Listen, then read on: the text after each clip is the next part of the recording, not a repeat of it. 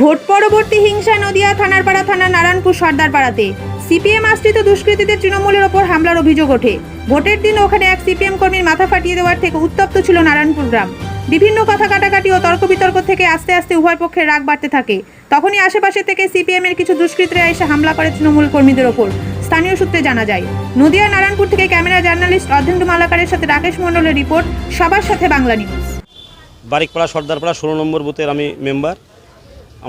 আমার এগেনস্টে যে মারজুম সর্দার বলে একজন মিলিটারি চাকরি করতে, পয়সা আছে ওর। আমার পয়সা খুব দুর্বল, আমাকে কিছু মনে করে না।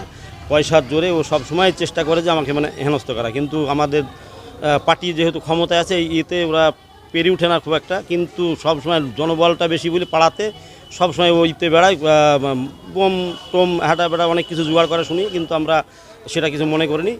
ভোটের দিনকে একটু সাময়িক গণ্ডগোল হওয়ার পরিপ্রেক্ষিতে পরশুদিন থেকে ওরা সব জোগাড় হয়ে রেডি কখন মারবো এরা চেষ্টা।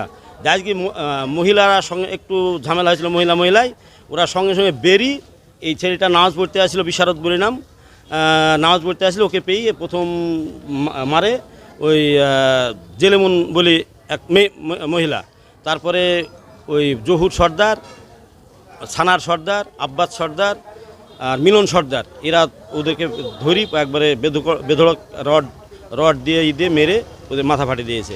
আর আমাকে সবসময় হাত তুলি ডাকছে যে আয় তুই বেরিয়ে আয়, তোকে শার্ট করবো। আমার লোকজন, আমি দোকানেই বসেছিলাম, আমি দোকান থেকে বেরোইনি, বেরোলে হয়তো আমাকেও আঘাত করতো। সেইতে আমরা ছিল, আমাদের ছেলেপিলে ছিল না। ওরা উপর থেকে দুতলা বাড়ি, সবসময় দুতলায় উঠে বসে থাকে, পাথর টাথর সব রেডি করে রাখে, বা মস্তান বাহিনী বসে থাকে। ওই পাথর ছুঁড়িছে, আমার বাড়িতে পাথর পড়েছে আজ কেউ। আচ্ছা, আপনার পরিচয়? আমার পরিচয়, আমার নাম ফহিমউদ্দিন সর্দার, নারায়ণপুর 16 নম্বর বুথের সদস্য।